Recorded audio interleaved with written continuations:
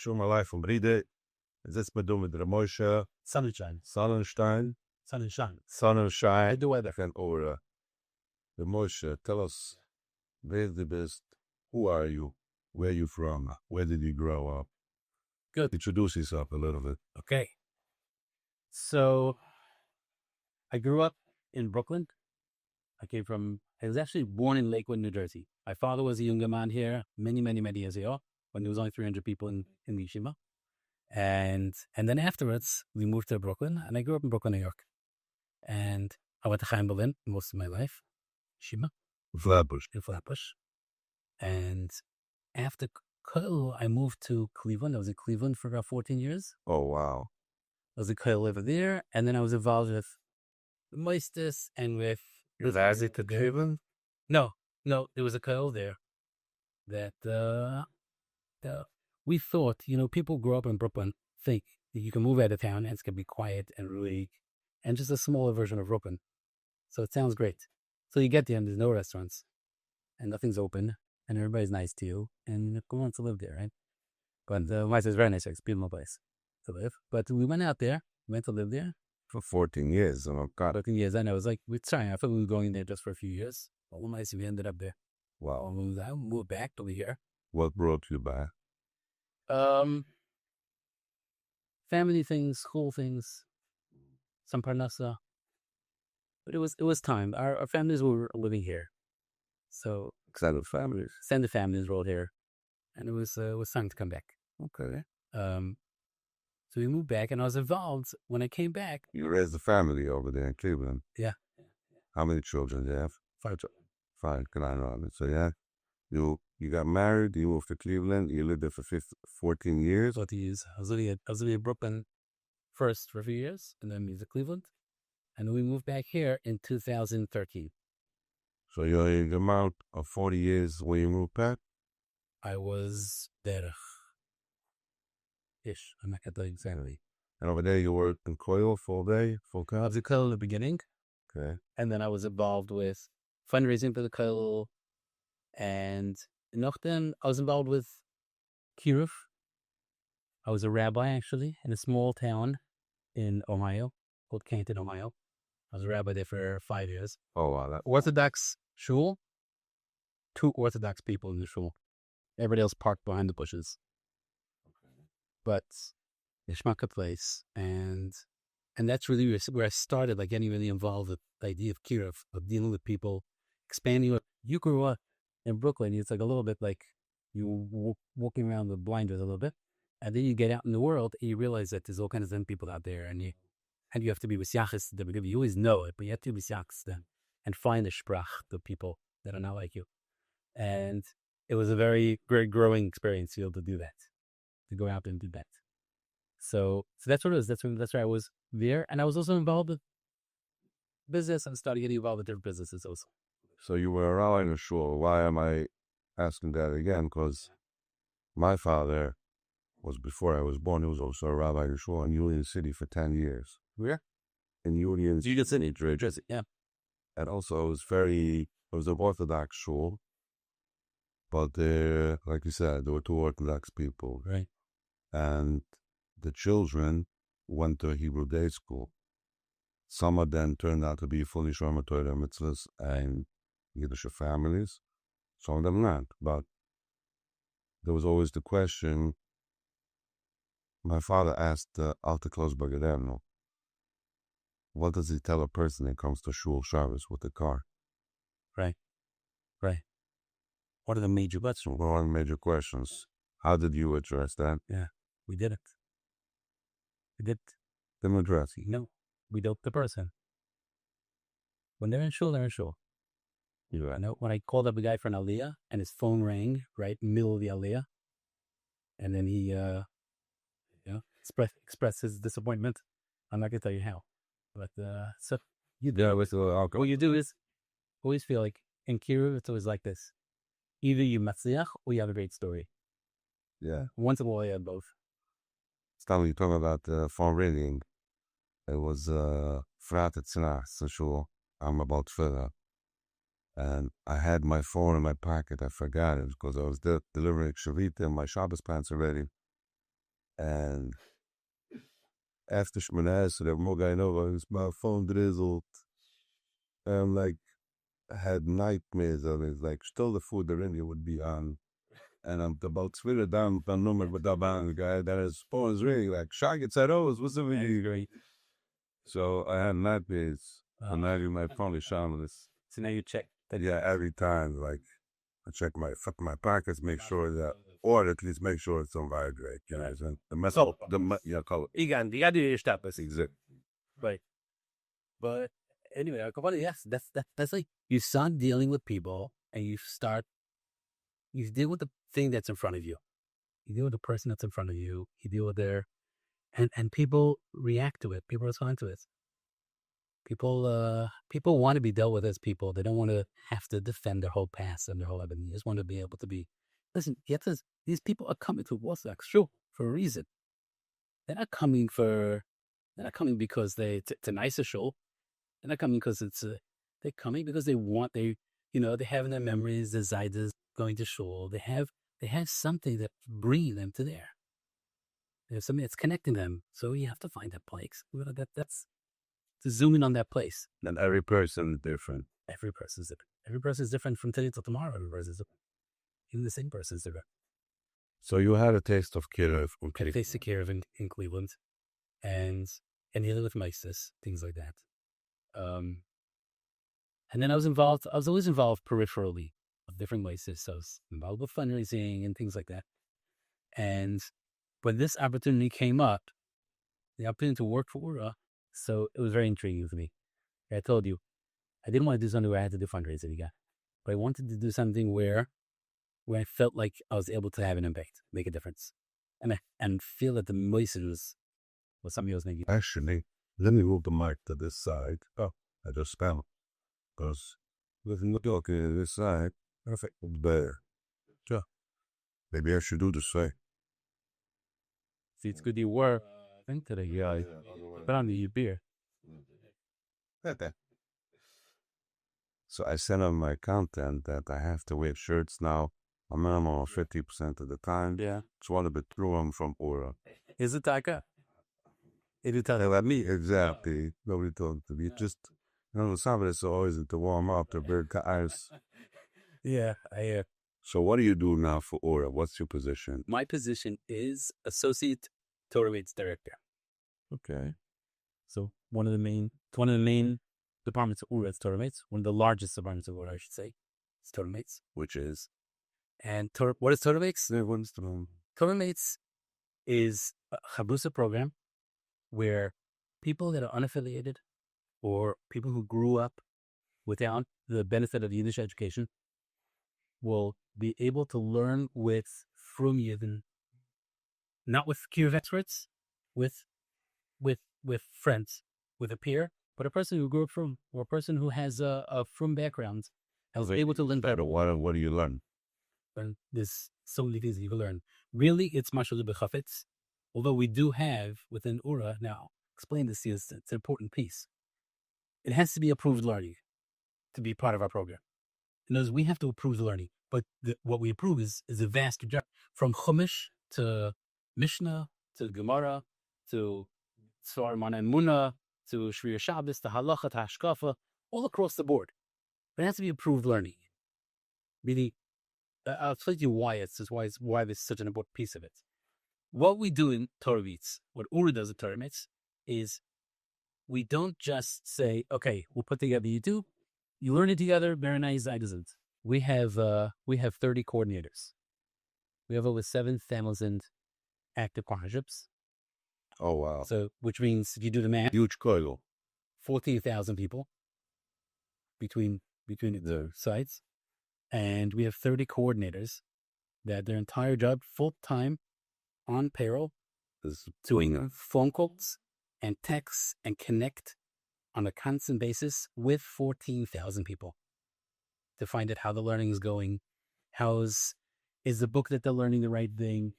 Are they growing in any way? What can we do to help? How can we think about what part of their journey is next? How can we encourage and support? And that's what we do. Our job is to support, not just to make the chavrusas, but to support the learning and to support the volunteers that are giving the time to do it. So I'm obviously was born from, and I grew up in the Yiddish system, and like I had somebody ask me, Moshe, you busy? You started work for Oorah.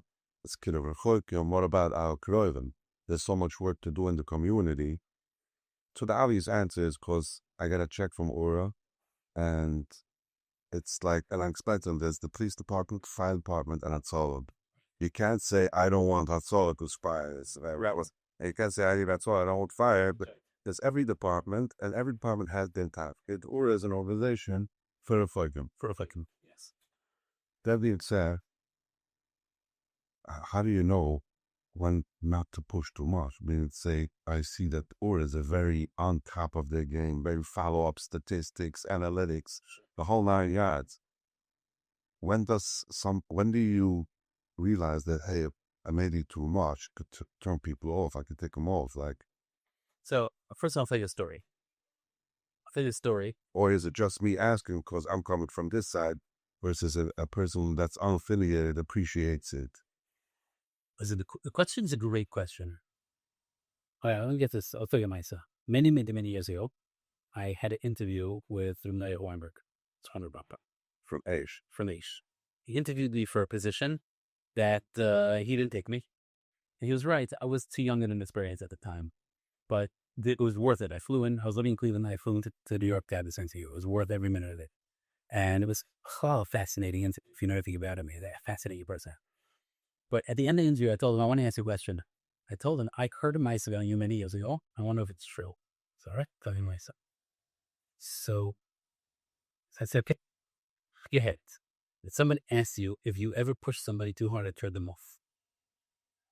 And you told them hundreds of times. So they may ask you, if how do you live with yourself? We pushed this guy off the derech. His ders is your problem now. So how do you live with yourself? Hundreds. He said, because I turned on thousands. It's called triage. We do the best we can. And if you're going to be too scared, we're going to turn somebody off because you're pushing too hard. We're pushing out of love. And we try the best. And we try to learn our lessons. And we try to, every day, try to learn from our mistakes of the best. We always try to be better. But we can't be scared from the question. It's a great question. We can't be scared of the question. Because otherwise, we will be powerless. We won't do anything. Nobody will do anything in this scale of the high risk, high reward. There is a high risk, you're at. And can I tell you that nobody ever said anything that another person felt ba'avot from it? I can't tell you that. But what I could tell you is that we're looking at thousands and thousands of neshamas that are coming closer to Yiddishkeit. Every day, every week, every month, you're hearing stories and we're seeing them. And we have events where we get to meet them in person and we watch them grow. And we have people that are calling them. We do thousands of calls a week, thousands. And so we're on top of it. And if we notice that something's off, if we notice that a mentor is maybe pushing too hard or something, we'll get on top of it. We have Kiruv experts in Oorah. Our coordinators are Kiruv experts. And we ask the right shilas and we ask it from the right people. Baruch Hashem, we have Chaimens, who's a Rosh HaMaaseh, who went to really share Shaila or Davar Kasha. We go and we'll bring it to him. We'll ask him. Can I say we never make a mistake? That would be crazy to say. In the Megillah, it says, after the whole Megillah, the mantra was Rutzi, Leroy ve'erach. Rashi says, why Leroy, why not for everybody? Because if you start doing schools, it's impossible to satisfy every man. That's right. So it's very good perspective, you know. So we don't back down. We do take, but that's why we have coordinators, and that's why we're making these phone calls so that we can monitor as things are happening. We have thousands of people, both on the Kira side and on the mentor side, on the volunteer side, that are both in touch with us. So if there's something going on by one of them, they'll call us. They'll say, I can't get through, or I'm concerned about this or that. And we have typically, and we have messaging all the time. We're dealing with specifics with people's lives. Obviously, this is run by programs and So we have it's a very sophisticated system. They built their own system that they were using an off the shelf that was like sort of retrofitted into what we do. And the past 2 years, maybe more even, but they've been building we have our own very robust, very we see in the state eye programming that's so food geschnitten, as they say. Yeah. There's a lot of things you do. For me, it's very funny that I'm working with Oorah. Yeah. Because for me personally, I don't like accountability. I don't enjoy authority. There's the typical symptoms of somebody that grew up in a strong kind. We can move to the couch if you want. Good. I'm good. Yeah. And I don't feel restricted. Good. Let's don't. Let it out. Tell me what's on your mind. Nobody's listening. Nobody's listening now. Right. But it is that right. But then so you feel like it's a culture clash for you. No, so Well, it's like, no, so for me, I had somebody call me on. Like I said, Mushy, there's so many Heimische, why? So I told them that my content is in Yiddish for that specific reason. I could communicate in English. My vocabulary is not that bad. I can brush up a little bit. If I use it more, it gets better. The voice is the same in Yiddish and in English. The charisma, the fine is the same in Yiddish and in English. And I could have many, many more followers on Instagram, on YouTube. But my content is my way, is my mitzvah, is my mission. And I want to give it to the Chassidish and the Chassidish book and the Chassidish a lot that nobody's actually talking to them. And they won't listen to an English language podcast, or it doesn't talk to them the same way as a regular Hamishi Imam talks to them in English. So where was I going? I have no idea. you tell me about your... Oh, so with Oorah, it's an adjustment. It's an adjustment for me. Because Oorah is the total opposite. It's a very structured organization, very analytical feedback, follow-ups, and strings attached as well. Except that I will tell you, I'll jump in on that. I'll tell you that one of the things that was attractive to me, I told you that when I went to interview, I had to bid for one position. They got to know me. I think we think you'd be better at this position, with that position. And one of the strengths of Oorah is that they really look to bring out the personality of each person that they hire. That means they follow a system of a management system. One of the main pieces of the management system is making sure that you have the right person in the right seat. That means you can have somebody who's great. If he doesn't fit in, doesn't mean he doesn't fit in the organization. It means he doesn't fit in that seat. It means as a coordinator to make his follow-ups every day, to do his amount of things, it's not going to be good. But he's a great guy. We want him. Where else can we find him? And there's so many different. The Baruch Shabur is a huge organization. We have a camp zone and tuition and this kind of cure that we're doing. There's so many different areas where a person can find themselves. So I'm not saying it's a job for everybody, but you'll find that when you're working with Oorah, they will work to bring out your personality and what makes you special. Then I'll squash a major quality for success in an organization. Yeah. The first thing that comes to mind is football. You have these coaches, they're knowing how to put the players in the position to win. Right. Even the players who thought of themselves, I'm a good quarterback. Then you're a good receiver. And they'll find their talent posted for certain players. So Oorah really, I think it's a very, very special thing. But they'll do that. I have chavers, they'll do that. Torah Mates program. They're the camps. This camp, which is a big part of the program. Right. There's the car for kids. So the car for kids is not part of the queue of organization. It's a financial. It's what helps bring in the money to support it. Yeah. And we also have tuition department, which is really not tuition department. It's really Jewish education, where the goal of it, the mission is to work with kids that are in families of children, that have the children, kids that are in public schools, and to get them to switch. And we work with them. So there's a person on staff for Marshall whose entire job is just to deal with issues that people have with switching. Maybe a kid has an issue in a school and they don't feel like they want to go back to a Jewish school because maybe they need special needs or whatever the case is. We're a person on staff full time just to deal with those issues. And then we have the part of the tuition department that's probably the bulk of the office in the tuition department is giving out millions of dollars a year to help fund people. What's a person's biggest hesitation to move from public school to a Jewish school is that a rabbit education plus money.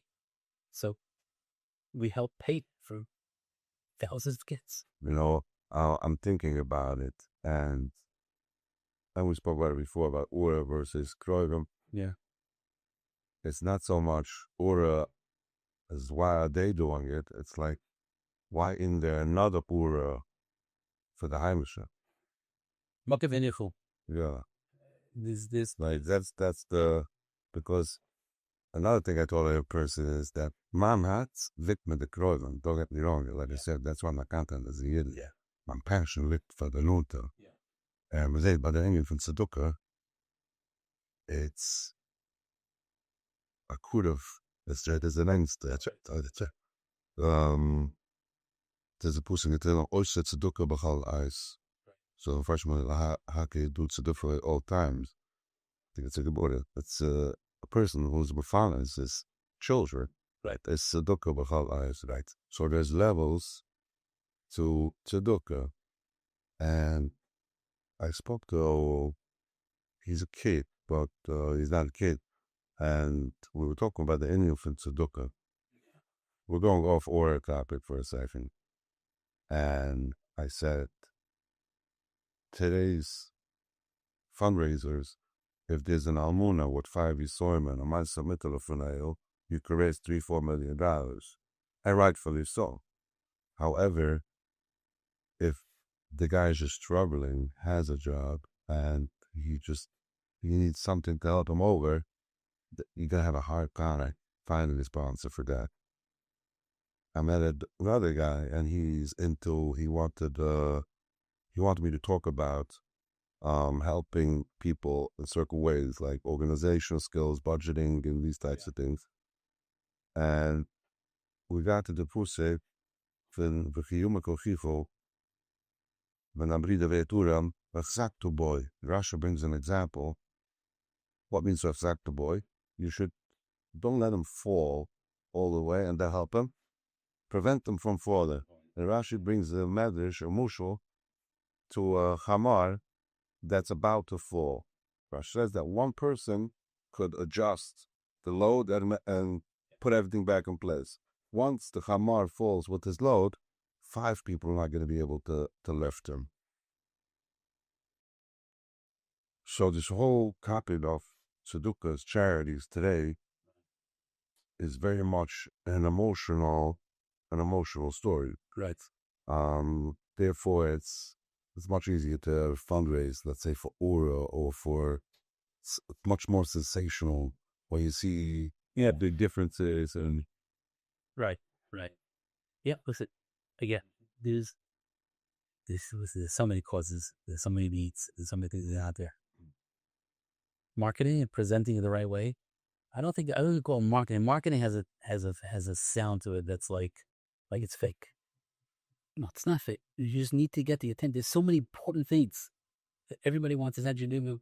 You have a family with 8-9 kids.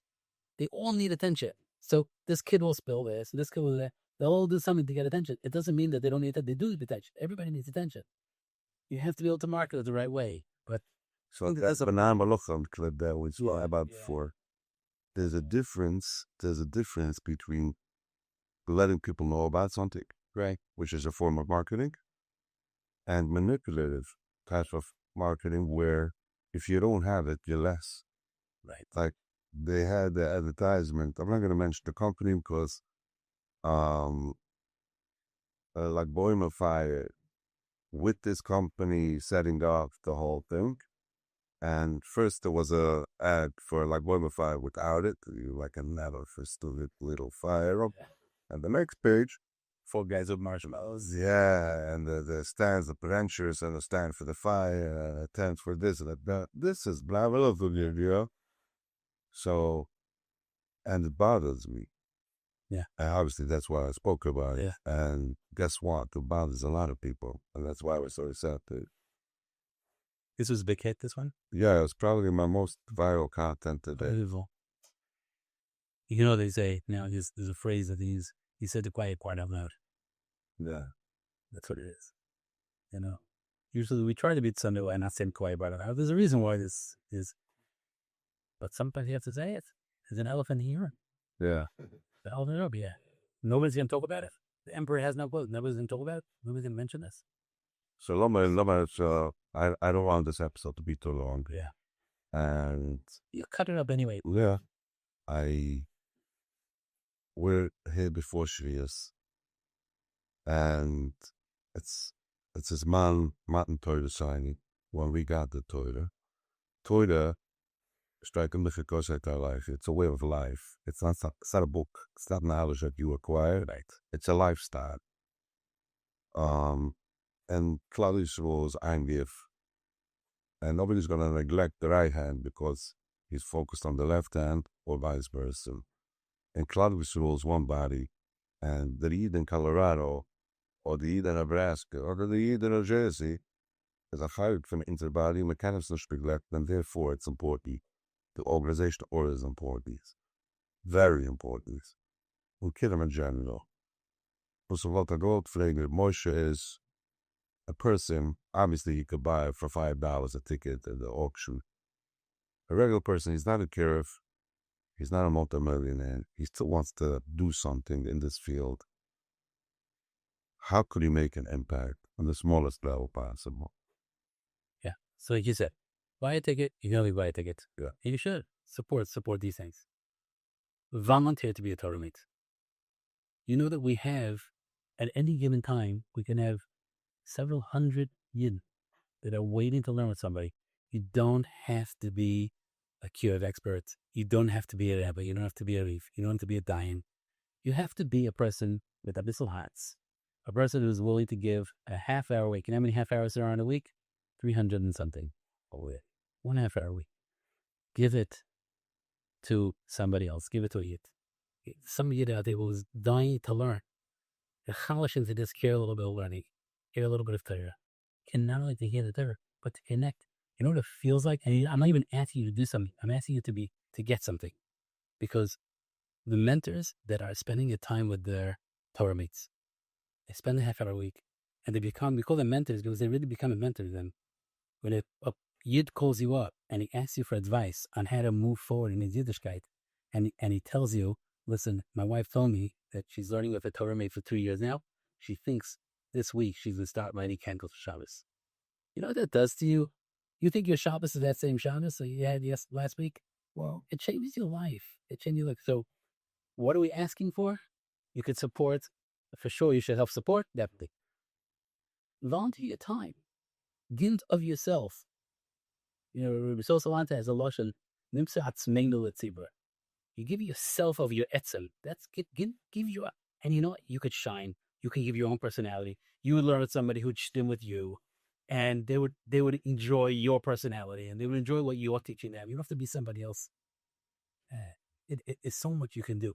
And you don't have to fake it, because the stuff that you eat, and you have a lot of knowledge, even though you think that you don't have it. You'll be shocked. And you know people love the most? Where they ask you a question, and you say, that's such a good question. I don't know the answer. I have to ask my role. And they love it. You think, like, I need to know the answer. You don't have to know the answer. First of all, like you said, you know a lot more than you think you know. They want to see. I always believe the most attractive thing in the world is authenticity. They get right, because somebody could shmek an authentic person. That's all you need to be. You don't have to fake enough to make your enders all right. I was in my mid-20s, and I was going through my journey, and I didn't feel nothing. Yeah. I felt nothing. I had depression at the time, obviously financial, the shul bias, the whole 9 yards. And I wanted to feel something. So I went to a rabbi from Aish. Yeah. Because I'm looking for some spark for something. Yeah. And I told him, I don't feel nothing. So I feel zero. I don't feel like davening, I don't feel like nervous. So he asked me, so I told him, I explained to him with Batif Tam Badas how disassociated I am, disconnected I am. So he asked me, do you make the bracha before you eat? So I said, of course I make a bracha before I eat. The same way I put salt, I make a bracha, because otherwise it doesn't feel right. But not because I want to make a bracha, I'm thanking Hashem for the food that I'm about to eat. And I'm acknowledging that everything comes from him. It's just like, that I am like that toothpick afterwards, like a Diet Coke. I make a bracha. Like, he started laughing, and he told me, you think you're unaffiliated? Come in tomorrow to my office. I'll show you what unaffiliated is. Point being is, if you think you don't have what to offer, Moshe says you have a lot to offer, and I'll add something else. If you think that you are giving away the amount that you receive is unimaginable, the satisfaction, the growth, when you give somebody else, yeah, it's so true. We have, people report, because we're doing these phone calls, because we have a relationship with those people, we get to see it in real time. We get to see the That was a funny question that comes to mind. Funny question? Yeah, somebody asked the question like, I put it on the spot. What kind of questions do people ask? There was all kinds of questions. I have to think about it. a military flashy question, something. All these people ask, buddy. We went to Swan Lake in the summer. My parents. Yeah. It's actually a very funny story, because the guy said it with the full trueness. And we davened Shabbos at the Swan Lake Shul, which was also Orthodox. Yeah. But we parked the cars a halve mile away. So there was this guy had big hair, and he was like 50-year-old, and he was learning Daf Yomi already, like part of his, but he had zero idea what's going on. And there was a whole talk that we're making an Erev, and he says the Erev restricts you. You can only carry within the boundary. For sure. You don't make it. Yeah, carry anywhere. Yeah, you can carry anywhere. But if you make an Erev, you can only carry within the boundary. I'll tell you, it's funny. I'll tell you this story recently on video also. But it's just remind me of it.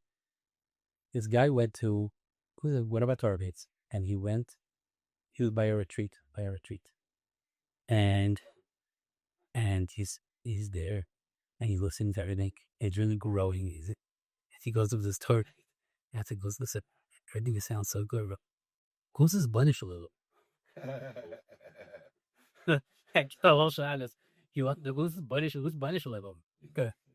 So yeah, people have no idea. You have no idea how many people and where people's gaps are in the Yiddishkeit, and what people know, what people don't know, and when people know more than they think they know, and you bring it out, they love to share the Yiddishkeit.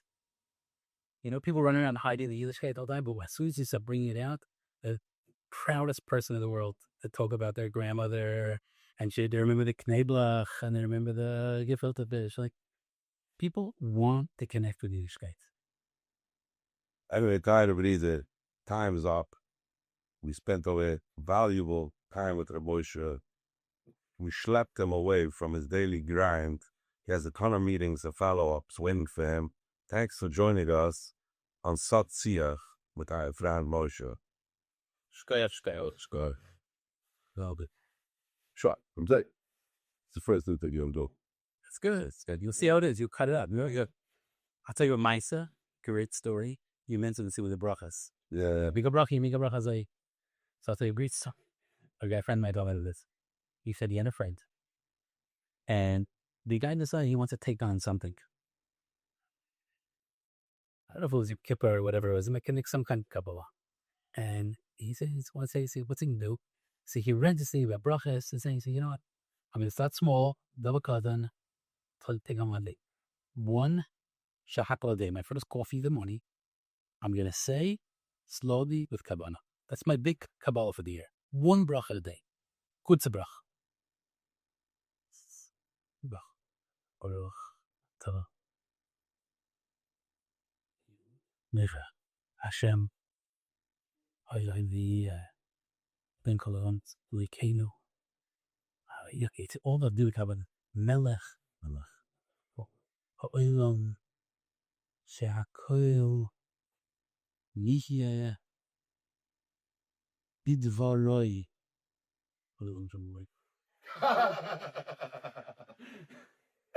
Geht, Moshe, Good? Ja, genau. That is a massive. Ja. Because like it's so ingrained. It's so ingrained that we don't even know what we're doing anymore. But that's what it is. Yeah. Finally. That's a good medicine. Wow, Skoyer, thanks for leaving me off with that. Yeah, good one. That was a good one. Wow, Skoyer. Yeah. Very good. I'll cup on him.